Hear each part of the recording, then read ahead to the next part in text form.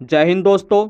जैसा कि हम सबको पता है कि हमें कान के द्वारा सुनाई देता है, लेकिन आज इस वीडियो के माध्यम से हम कान की संरचना और इसके सुनने की क्रिया को समझने की कोशिश करेंगे। तो वीडियो को अंत तक जरूर देखें।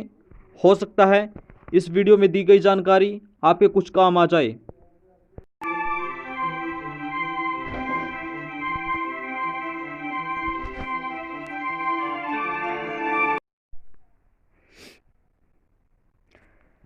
कान के तीन भाग होते हैं: बाह्य कान,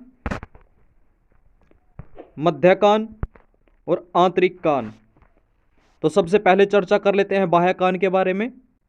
बाहरी कान में दो खंड होते हैं, पिन्ना और श्रवण नली। पिन्ना यह कान का बाहरी पंखे के समान भाग होता है। यह पेशियों तथा स्नायुओं से सिर से जुड़ा रहता है। पिन्ना के भीतरी ओर मुड़ी कगार को कर्ण कुंडलिनी तथा सबसे निचले कोमल भाग को कर्णपाली कहते हैं।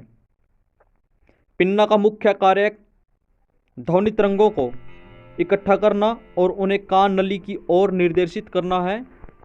कभी कभी हम कुछ बहरेपन से पीड़ित लोगों को कान में ध्वनि को निर्देशित या फोकस करने के लिए अपने हाथों की हथेली का उपयोग करते हुए देखते हैं। पिन्ना बिल्कुल वही कार्य करता है। दोस्तों, बाहरी कान का दूसरा घटक श्रवण नली है। श्रवण नली बाहरी कान से कान के पर्दे तक जाने वाली नली है। कान नली कान के पर्दे या टाइपैनिक झिल्ली तक तरंगे ले जाती है। यह वह गुहा या क्षेत्र है जहां हम आमतौर पर अपनी उंगली डालते हैं जब हमारे कान में खुजली होती है तब, और जब हमें अपने कान में मैल होने का अनुभव होता है तब। यानी कि जब हम अपने कान में जो तिल्ली डालते हैं मैल निकालने के लिए, वो हम अपनी श्रवण नली में डालते हैं। कान का यह हिस्सा ईयरवैक्स ये कान के मैल का उत्पाद करता है। कान नली कान के पर्दे पर समाप्त होती है। दोस्तों, अब चर्चा कर लेते हैं कान के पर्दे के बारे में। दोस्तों, कान का पर्दा एक झिल्ली है जिसे अंग्रेजी में मेम्ब्रेन कहते हैं, जो ध्वनि तरंगों के पहुंचने पर काम करता है। दोस्तों, ये हम आपको आगे चलकर बताएंगे कि हमारा कान का पर्दा किस तरह से काम करता है। कान के पर्दे को वैज्ञानिक भाषा में टाम्पैनिक झिल्ली कहते हैं। दोस्तों, यह झिल्ली बहुत ही नाजुक होती है और इस झिल्ली का कुल व्यास, यानी कि हमारे कान के पर्दे का कुल व्यास 8 से 10 मिलीमीटर होता है। कान का पर्दा जोर से विस्फोट होने या किसी बाहरी वस्तु के संपर्क में आने से फट सकता है। अब हम मध्य कान को देख लेते हैं। दोस्तों, मध्य कान हमारे कान के पर्दे के पीछे खोपड़ी की हड्डी में एक खोखले हवा से भरा हुआ स्थान है। मध्य कान में 3 छोटी हड्डियां होती हैं। मालियस, जिसे हैमर के रूप में जाना जाता है या हैमर के नाम से जाना जाता है। दूसरी इंकस, इसे एनविल के नाम से जाना जाता है। और तीसरा स्टेपस, जो हमारे शरीर की सबसे छोटी हड्डी है, इसे स्टीरप के नाम से भी जाना जाता है। दोस्तों, इन हड्डियों को ऐसे नामित इसलिए किया गया है क्योंकि ये शारीरिक रूप से हथौड़ा, एनविल और स्टीरप जैसे दिखते हैं। यह 3 हड्डियां एक तरफ कान के पर्दे को छूती हैं और दूसरी ओर एक दूसरे को भी छूती हैं। इससे इन्हें कान के पर्दे द्वारा उत्पन्न कंपनों को ले जाने या संचालन करने में मदद मिलती है। मालियस या हथौड़ा कान के पर्दे को छूता है और स्टेपस या स्टीरप आखिरी हड्डी होती है। दोस्तों, अब हम थोड़ा सा यूस्टाचियन ट्यूब के बारे में जान लेते हैं। दोस्तों, यह एक नली है जो गले से पीछे शुरू होती है और मध्य कान में खुलती है। जब भी हम चिल्लाते हैं या कुछ निगलते हैं तो यह नली खुल जाती है। यूस्टाचियन नली बाहरी दबाव या आंतरिक दबाव को बराबर करने में मदद करता है। संक्रमण या अन्य कारणों से यह नली सूज जाती है। नली में अवरोध या सूजन मध्य कान में दबाव की समानता को रोक देता है। दबाव का संतुलन ना होने पर कान का दर्द होने का कारण बनता है। यानी कि जब भी इस नली में कोई भी दबाव का असंतुलन हो जाता है तो हमारे कान में हमें दर्द का अनुभव होता है। विमान में लैंडिंग या उतरते समय कुछ लोगों को अवरोध के कारण कान में दर्द होने का अनुभव होता है।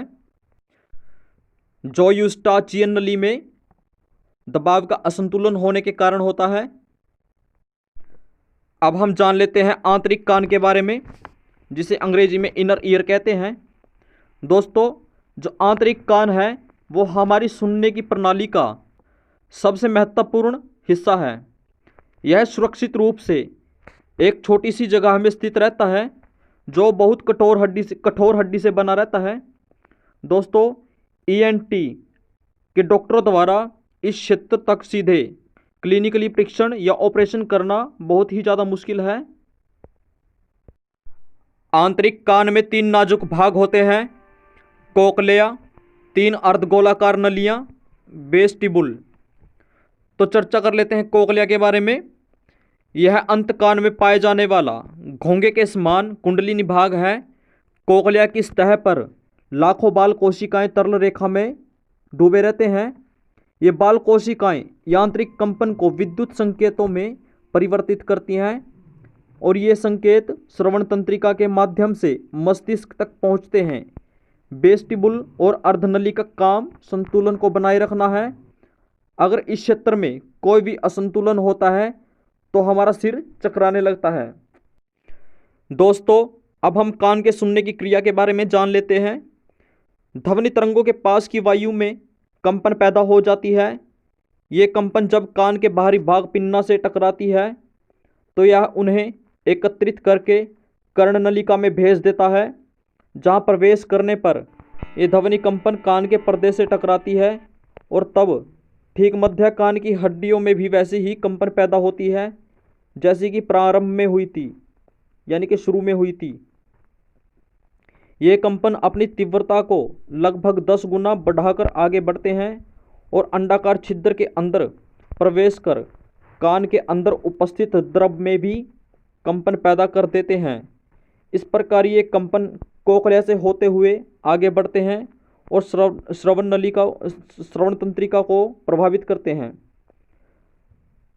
तुरंत ही ये सिरे इनकी सूचना मस्तिष्क के श्रवण केंद्र को देते हैं और हमें सुनाई देता है, जैसा कि आप वीडियो में देख सकते हो।